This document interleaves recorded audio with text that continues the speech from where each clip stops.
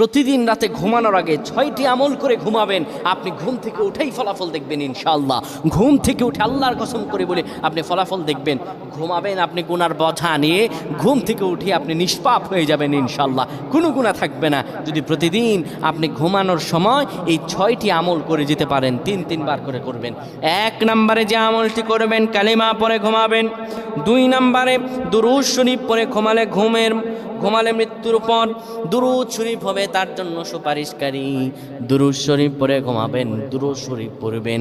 3 নম্বরে ঘুমের দোয়া পড়বেন।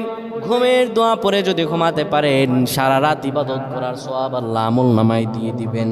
4 নম্বরে আয়াতুল কুরসি পড়ে ঘুমাবেন।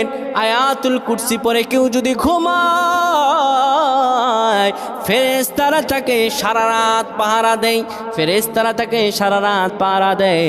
আয়াতুল কুরসি পড়ে ঘুমাবে।